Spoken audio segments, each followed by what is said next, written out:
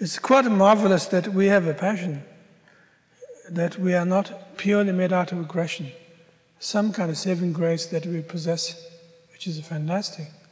We should be thankful to the Great Eastern Sun vision. Without passion, nothing can be experienced. Nothing can be worked on. But with a sense of aggression, that we have bad feelings about ourselves, either we begin to feel tremendously righteous and we are the only right people, or else we feel so pissed off that we'll be destroyed by somebody else. That's very pathetic.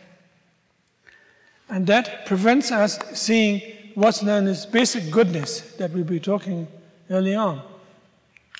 The basic goodness, what we'll be talking on,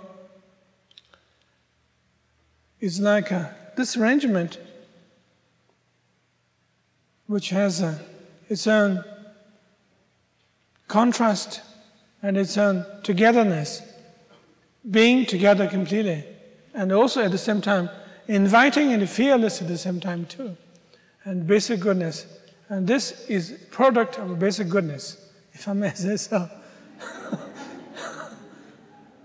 And hangs together, no premeditative state involved, how to put this together, and just come along on the spot. Basic goodness. I went up to the mountains today and trying to collect this tree, and the tree was there, just waiting for us to collect it. And I said, that'll do. We had to work on the tree a little bit in order to transport, but still, these expressions of basic goodness, that how things are going to hang together. Things could just work like that. Basic goodness obviously involves the heaven, earth, and man qualities put together. Basic goodness of heaven, basic goodness of man, basic goodness of earth involved at once, of course. Notion of basic goodness is some sense of generosity.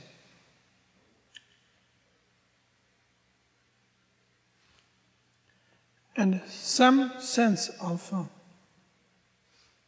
bravery comes along with the generosity. And also some sense of notion that whole things around, like a mandala principle, whole things working with each other's elements all together. It hangs together so well. And we begin to feel that way ourselves, that basic goodness exists in ourselves, therefore that we are not afraid of our world. We are not depressed in our world. We feel so good. We feel good or particular artistic things we are doing. We also begin to feel further ideas.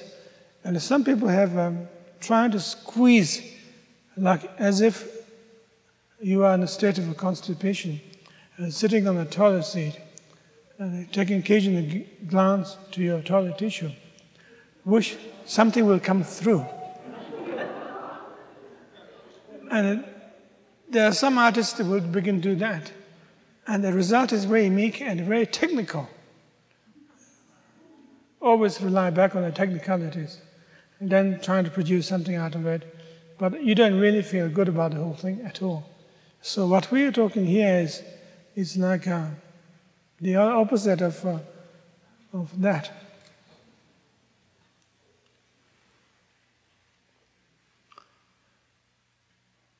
Not exact level of a diarrhea as such, but some kind of free flow situations in which that you have a confidence that you can actually produce idea.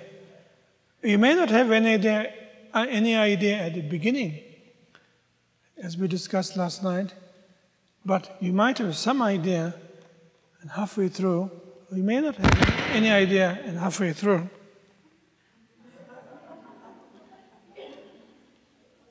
I haven't touched anything.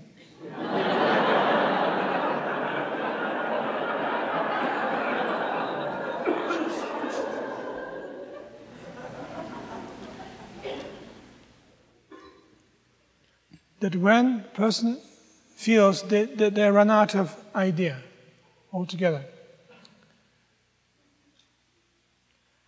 Then taking a short break and almost level of giving up. Then the great distant sun rises in your mind. And it is not even an idea. It is an actual thing that occurred to one's state of mind, which is connected with the generosity. A sense of trust in oneself comes through.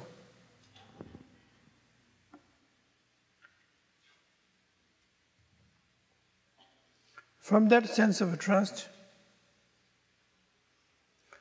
it occurred what's known as harmony. If there's no trust, there will be no harmony.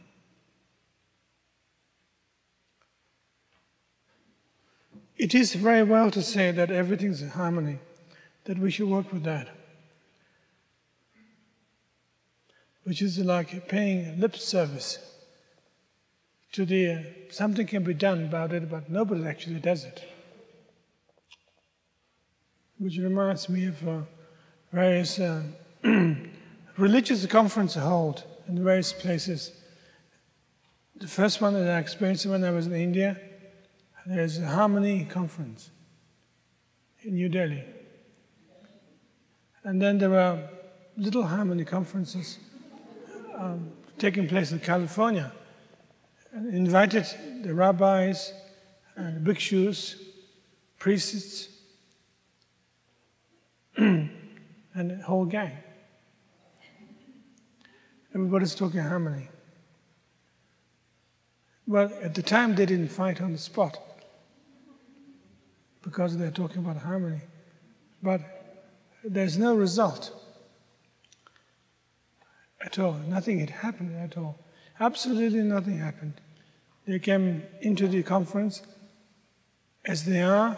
They left the conference as they are. They're going to go back by saying that we took part in the conference of harmony. Therefore, our organization is greater now. But because what? That's very sad. And it is a verge of setting sun. Even a primitive setting sun, not even a sophisticated one.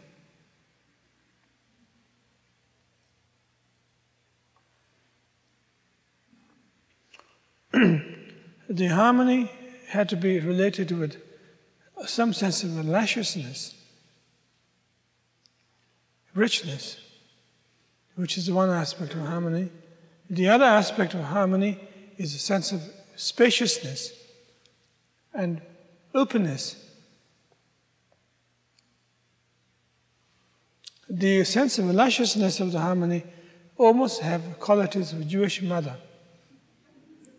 Plentiful, rich, lots of stuff on the table, so to speak. And the qualities, the openness, spaciousness,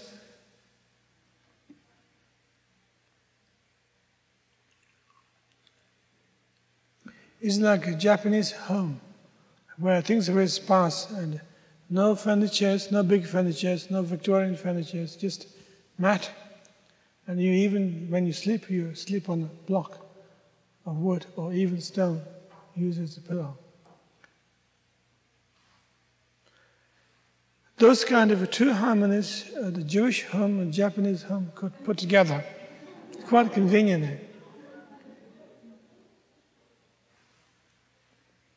Which technically here is called the Shambhala home, or the Great Eastern Sun home. Can put together. And your work of art could be the same thing as well at the same time.